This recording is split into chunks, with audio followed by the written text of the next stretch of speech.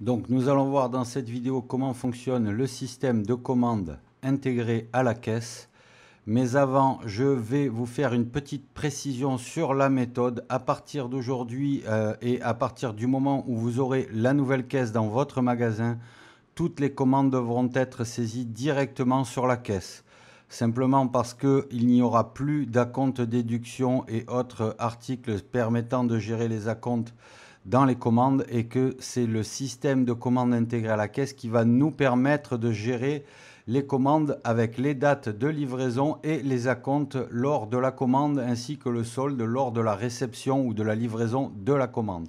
Donc nous n'aurons pas d'autre choix que de passer par les commandes, les commandes depuis la caisse. Donc ce que cela implique au niveau de votre méthode de travail. Pour l'instant, et en attendant que tous les magasins soient équipés de la nouvelle caisse, vous continuez à passer les commandes à Daniel par le mail. La commande étant saisie directement dans la caisse et accessible à tout moment, il n'est plus besoin de noter votre commande sur votre carnet de commande papier. Vous pouvez éventuellement, pour l'instant, continuer à imprimer le ticket qui va être proposé lors de la création de la commande et à le classer dans votre carnet. Mais lorsque tous les magasins seront équipés et que vous serez rodé à l'utilisation du système de commande, tout ceci devra disparaître. Fini les vieux bouquins avec 40 000 commandes inscrites n'importe comment à l'intérieur, tout sera dans la caisse enregistreuse. Donc, comment cela se passe? Nous allons voir maintenant donc comment saisir les commandes dans la caisse. Première précision, toute commande est avant tout un ticket, c'est-à-dire que vous pouvez commencer votre commande de la même manière que vous commencez un ticket pour un client et cela implique que ce ticket peut être mis en attente. C'est-à-dire que pendant que vous commencez à saisir la commande d'un client, vous pouvez encaisser un autre client dans votre file d'attente. Je dis ça simplement parce que j'ai vu des vendeuses commencer à écrire les commandes sur le carnet pour laisser la caisse à la vendeuse qui fait la vente et après attendre un moment de tranquillité pour saisir la commande sur la caisse.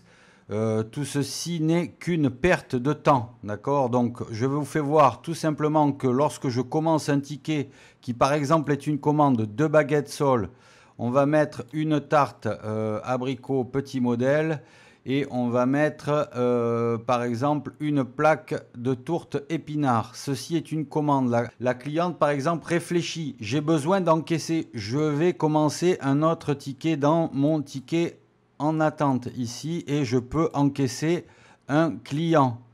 Ma commande revient ici à l'écran. Si ma cliente a pris une décision, elle veut un complet, je peux continuer sa commande. Si elle continue à réfléchir, là aussi, je peux encore retourner dans mon ticket en attente et commencer un nouveau ticket. Donc vous voyez qu'il n'est pas nécessaire de perdre du temps à commencer à écrire sur votre carnet de commandes alors que vous pouvez commencer votre commande à tout moment dans la caisse comme un ticket. Donc là par exemple je viens de commencer à encaisser un client ici et si je veux retourner sur ma commande, j'appuie sur mon ticket en attente. Ici j'ai la commande que j'ai commencé avec ma cliente et ici j'ai mon ticket. Je peux encaisser mon ticket par carte bancaire, je retrouve ma commande. Donc la commande n'est ni plus ni moins qu'un ticket. Voilà. Donc maintenant, ce ticket de commande, comment je gère le fait qu'il s'agit d'une commande?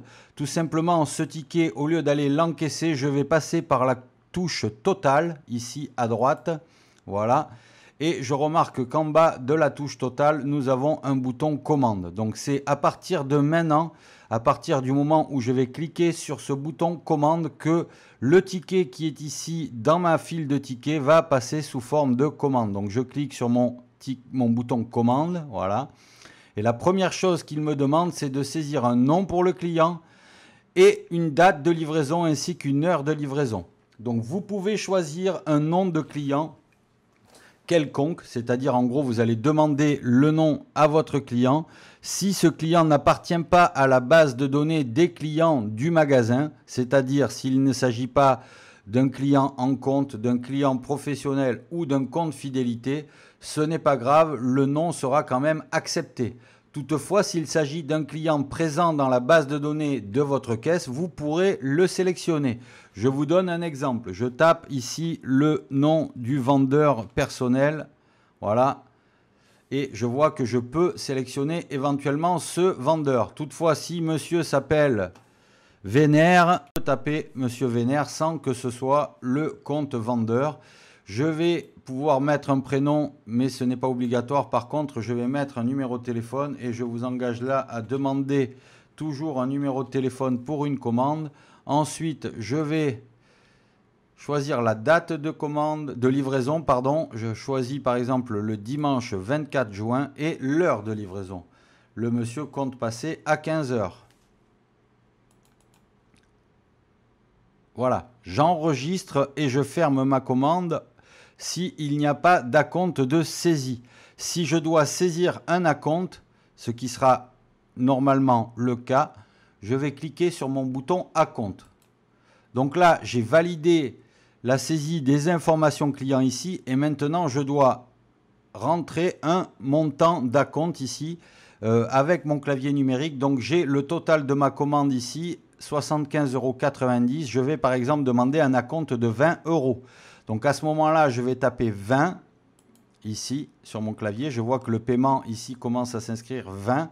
Je n'ai pas encore sélectionné le mode de règlement. On peut me payer cet acompte aussi bien en espèces, en chèque, en carte bancaire et pourquoi pas en ticket resto, mais en général, donc on va dire par exemple en carte bancaire. À partir de là, mon règlement s'inscrit ici dans la liste des paiements de ma commande, que je pourrais éventuellement supprimer s'il y a eu une erreur de saisie. Par exemple, je m'aperçois que la carte bancaire ne passe pas, je supprime ce règlement et je peux revenir à la saisie de mon acompte. Je vais demander finalement 25 € en espèces. Voilà. Et là, je vois que mon règlement est inscrit dans la liste des règlements de ma commande. À partir de là, mes articles sont dans ma commande, l'acompte est saisi dans ma commande. Je peux enregistrer ma commande et revenir à ma caisse. Ici, avec le bouton enregistrer la commande. Je peux produire un ticket pour le client et pour moi ou que pour un client. Donc en fait, là, on va demander le ticket pour les deux. Comme ça, vous pourrez conserver le ticket de la commande et le glisser dans votre carnet actuel de commande en attendant de prendre l'habitude de vous servir du système de commande. Et je vais vous montrer tout ça peut-être dans une vidéo suivante sur la consultation de vos commandes et le rappel de vos commandes. Vous verrez que vous n'aurez plus besoin de votre carnet de commande. Donc maintenant, je vous montre simplement une autre commande pour vous faire voir comment éventuellement modifier une commande alors que le client, par exemple, va changer d'avis alors que vous êtes en train de saisir l'acompte. Donc la commande est un ticket, je vous le rappelle. Donc je suis là en train de taper mon ticket pour la commande. Voilà. Et je vais aller dans ma touche totale et ajouter ce ticket à une commande. Je saisis le nom de mon client. Ça sera Monsieur Victor, mais ce n'est pas l'hôtel Victoria. Donc, je ne clique pas sur le client hôtel Victoria. Le téléphone, il est là. Et la commande sera pour le samedi 23 à 8h40.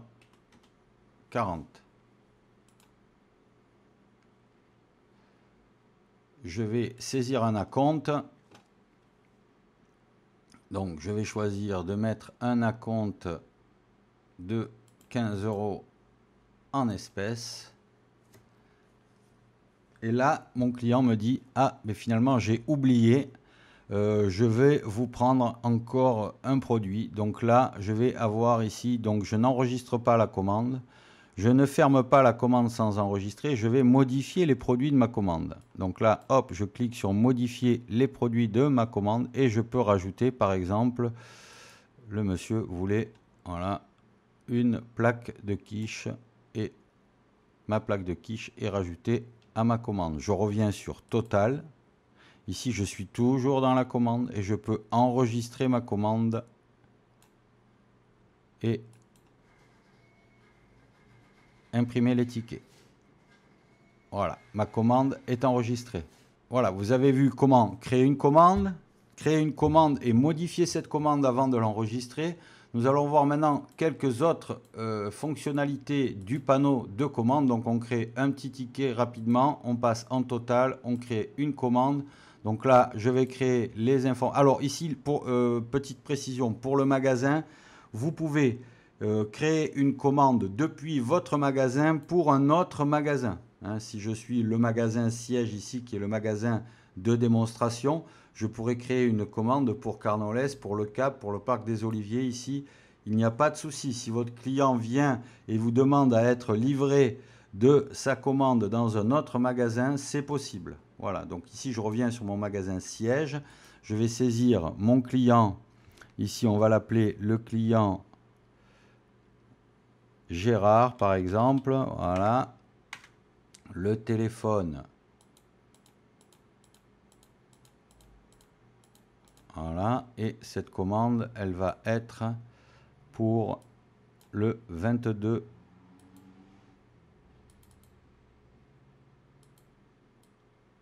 à 18 h.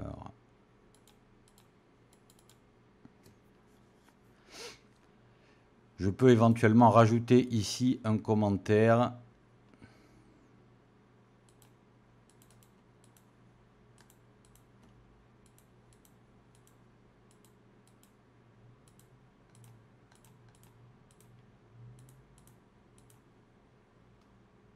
Voilà, et je saisis mon acompte comme tout à l'heure. Donc là, je vais mettre un acompte, non, pas de 10 € puisque la commande fait 5 €. Allez, un acompte de 2 € en espèces. Et donc nous avons vu tout à l'heure la touche enregistrer la commande quand c'est terminé, quand la commande est saisie, le client est sélectionné et l'acompte est saisi, je peux enregistrer ma commande.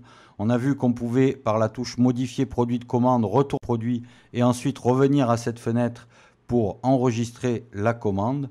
Ici il reste deux touches à voir, c'est fermer sans enregistrer et modifier les infos de la commande. Alors modifier les infos de la commande en fait va nous permettre ici de revenir directement là. Vous voyez, j'y suis allé sans appuyer sur la touche, hein, mais si je retourne donc à ma fenêtre ici, je vais voir que si j'appuie sur modifier les infos de la commande, ben, j'arrive à cette même fenêtre. Donc vous voyez, elle ne sert pas à grand chose puisque je suis retourné au même endroit ici en voulant modifier les infos ici, c'est-à-dire que je peux encore modifier les infos du nom du client, du téléphone, voire même de la date et de l'heure. Donc ici par exemple, je me suis trompé, c'est pour le 23. Je peux retourner donc.